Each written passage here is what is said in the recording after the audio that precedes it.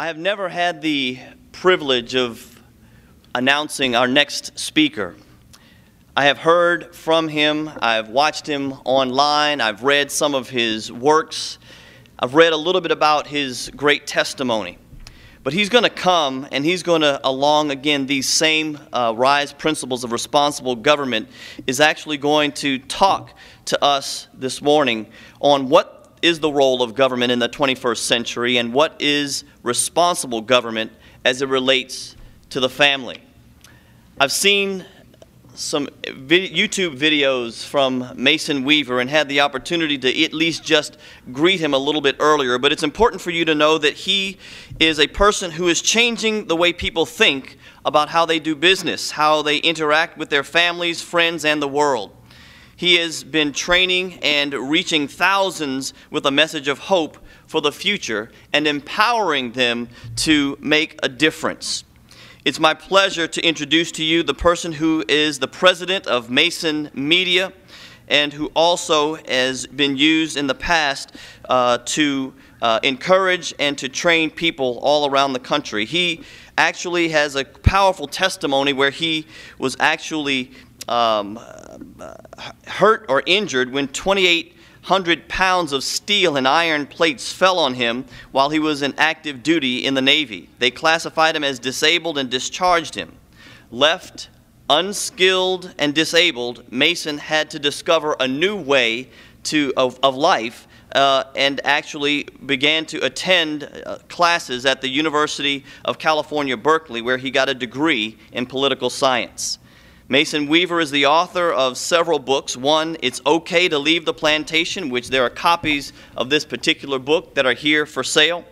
He is also the author of The Rope, Diamond in the Rough, and Polishing the Diamond in the Rough, which addresses social issues that affect us and how all of us need to bind together to be a force for solutions. I want you to grab your seat. Listen attentively, but first give a resounding round of applause for a wonderful man of God, Mason Weaver. Bless you, sir. Absolutely. Thank you all. I really appreciate it. I was excited. I was ecstatic when Dr. Wallace asked me to come and be a part of this summit. I was very excited about the topic, very excited about meeting all of you until I saw the program and I realized that I was going to follow Wayne Perriman, and then immediately follow Star Parker. Gee, Dr. Wallace, what did I do to you? I have a daunting job. I mean, when I meet Star Parker, I used to just sit down and grab a pencil and paper and take notes. I'm going to learn something. But today, we're here to talk about the government. What is the role of government? Folks, when I was a child in the Ozarks in Missouri, I joined the Navy the same day Dr. King was murdered. And I went off to Vietnam and I went to fight the enemy at the same time my country was fighting itself. And I started thinking about that same topic. What is the role of government? What is government? No, government is just a bunch of people coming together to organize. Do I really want to depend on any person to take care of me and my children better than I can take care of me and my children? The role of government is always limited. And as Christians, I was raised by a minister, and I started studying the scripture. And folks, every place in the Bible, every problem facing God's people, every dilemma facing Christians was from government. Jesus Christ was born in Bethlehem because his daddy had his pregnant wife with a donkey going to pay his taxes. When he was crucified, it was a government trial. When he comes back, there'd be a government turmoil called war. Every problem. So why is it that Christians, the people with the light in us, with the truth in us, we're the only people in America that sit around and debate what we can and cannot say to our government? We're the only ones that disengage in certain parts of our government activity because we think that God doesn't belong there. We think that we're wise enough to limit where God goes. We think that God doesn't dwell in evil places, and God says evil can't dwell in godly places. So we don't take our godly attitude to them because they may not like us. What's the role of government? Limited. You know, in the history of mankind, we've always had this problem of government. But let me give you an analogy. We have any mothers here? Mothers? A couple of mothers here, right?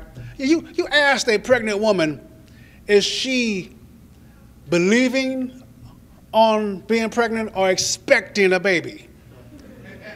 She's not sitting back believing one day I'm going to have a baby. She is expecting a baby. The baby is in her kicking and scratching and hoping, and she knows what day. She's buying booties and painting walls different colors and getting baby showers. She expects a child. She's acting like she expects it. That child is in her, protected, fed, loved, provided for. Everything the child desires, mother is providing. The child has no concept of outside of mother. No concept. No one says one day you could be free of mom. No concept. But still, one day that child will struggle violently to be free of mother, because freedom is natural. You can't love that child enough to keep that child in you. And then finally, the mother brings the child home, and she keeps it clean and burped and fed and nourished and protected. And every time the child whimpers, mama's up to attend to every need the child has.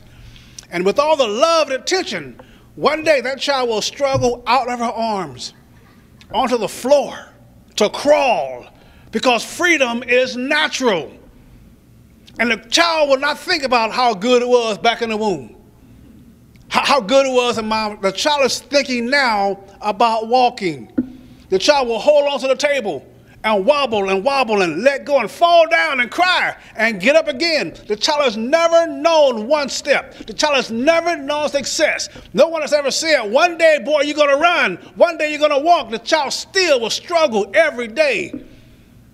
Doctors tell me that 300 times a child will fall down before the first step. 300 times it will fail before the first step. But it will walk. It will stand up, because freedom is natural. If I can walk to that bottom, I ain't got to cry for you to get it from me no more. And they will get up and go and do that themselves. When the baby learns to walk, it don't think about how good it was just crawling. It thinks about running. I'm going to run. I'm going to run. And you tell that child, stop running. You're going to hurt yourself. Stop running. You're going to fall down. The child will fall, skin its knees, bump its chin, and get up and run again. Because freedom is what's in us. It's natural. That child will learn to get a bicycle, learn to get a tricycle first. Don't think about how good it was just running, just walking. It thinks about the bicycle. It will get a bicycle and think about, what's next? Your child, anybody here has a teenage child at home right now, I guarantee you, that child is thinking about your car. Freedom is natural. The Constitution says and declares the truth that all men were created. It could have stopped right there. If I'm created, my creator did not make me to serve other men. If I'm created, I am free based on that fact. I am a free person. And when I choose to associate with other people, to gather around for general protection, general welfare, the ability to make and build and protect myself, that's my choice as a free person. The role of government is very limited. The Constitution of the United States is 100% restrictions on government. There is not one line in the Constitution restricting you. But now we're hearing government telling me what their rights are. We have a right to inspect you. We have a right to make sure. I had a police officer tell me once he had the right to stop me. I gave him a constitutional lesson on Highway 5, northbound outside of San Diego. I said, you're in uniform. In uniform, you have no rights. You only have authority that we, the people, gave you. Cite me your authority. You can't sit back arbitrarily to take care of me. It's not your job to take care of me. I ordain the government. I sustain the government. I direct the government. Today, we're allowing the government to direct us like it's mother and dad. The Constitution tells us that we have got, for us together, folks, our form of government is unique. This United States is a unique experience. Before this country, rulers came out of the strong. The strong dominated society. The strong dominated the weak. The strong came together to make sure you work for their children. I don't care if you call it feudalism, serfdom, or slavery. It was put together so that you can make the bricks for my child's kingdom. And then we had this, eventually the slaves may get up and rebel. They become strong and they oppress their children. And it was to be expected. It was the norm. It was the quality of life that you expect to have until this new experience called America, where people said, we are created beings. We are free because we breathe. We didn't get our freedom from government. We didn't get our freedom from an organization. We got our freedom because God Almighty deemed us to be free. And we tried a new experience. It's called individual personal freedom. We don't get our freedom from anybody else but the air we breathe. We're made beings. So we came together in our Constitution, and we put together an element that allowed government to rule at our discretion, us. We have lost that concept now. Now we have the government tell us who we can marry, who we can't marry. They tell us where we can go to school, we can't go to school. They keep us broke but comfortable in poverty. And as slaves, every problem facing us, every problem facing you today requires a government solution. If you're free, you should be able to think of one thing you do today that doesn't require your government's permission, oversee, input, or authority over. There should be something you do as a free person that does not require the authorities to come down on you and make sure you're doing it right. Make sure. How can you make sure me as a free person do anything? What's the role of government in your families? The government hates families. How can you have a authority over someone when a strong man willing to die for his woman who's willing to live for her husband? You can't control that. The only way I can take care of you is to totally control you. I can control you if you have a family. See, what happens in our country, folks, is that families came together out of relationships. Proper relationships between a man and a woman. That woman put herself up as somebody worth dying for. If I am not worth dying for, you're not worth talking to me. She put herself up as the emblem. I'm going to breed up. If you are stronger than me, my children will be stronger than me. If you are smarter than me, my children will be smarter than me. The woman who put the dominant man into her life made dominant children. And those dominant children created families of other dominant people, and they called them societies. And those who didn't do that had weak children, they called them slaves. That man, that woman coming together with the idea that the man saying, I am going to give my life for you, and the woman says that I will take your name and raise my children in your honor because you're going to die for me. When the woman respects the man's strength and the man respects the woman's weakness, you have a family. And then you only associate with like-minded people because there's a family culture there based on dignity, based on your own concepts of right and wrong. And now you got a family. Then the men find other men like themselves. Say, hey, brother, look, let's get together and go hunting together. Let's get together and protect our community. Let's stand shoulder to shoulder and put a guard around to keep the evil away, the darkness away. Men, we are made to go out in the darkness and die for you. We're made for that. We do that instinctively. And the woman says, I appreciate what you're doing for me. Therefore, I'm going to raise my kids in your honor. That's the family. And a community like that, neighbors like that, makes up not a neighborhood, it makes up a culture. That community has the same belief system, the same honor, the same thing you live for and die for, the same history. That is the culture. That's the society. Government cannot intrude on that without totally dictatorially conquering you. They must split your family apart. They must take that man aside and say, just go seduce her. Don't worry about protecting her. I got your back on that. Make the babies. Having a woman thinking that her whole value is her sexuality, her value. You have to take the man and woman and separate them because together you have a society. Together you have a threat to government unless you are ruling government. Our experiment is falling apart because we are not standing up being real grown people. The experiment of the American Revolution, the experiment of a self-governing people that the world has never seen, is falling apart because we are not standing up on the principles that God made us. We're a godly people. When we see evil, we compromise now. We're on a narrow path. I don't have an open mind. I have a narrow mind. I'm on the narrow path. I don't accept the point of view that I know is evil. I don't accept the concept that I have to go to my government to get food and to get clothes and to take care of my children. How can I respect myself as a man? How can I go to my wife thinking the government's going to take care of us? I'm grown. I've been created. I'm tall for a reason. I'm strong for a reason. I'm tired of TV telling me I'm a metrosexual male. You got to be joking. Now, the role in government, folks, is simple. Stay as far away from my family as possible. Guard me from the enemies that we come together to fight, but don't rule and regulate what I'm doing. If in California, people don't know why I left California. It takes government. After 43 years in California, it takes government to make me prefer the Ozark Mountains of Missouri. When I couldn't sell lemonade on my property by getting a $400 business license. Where my kids are learning to hate my country and hate myself. Where I have to have homosexual month in school, mandatory. Where the government looks at me and say, I overrule you. Are you kidding me?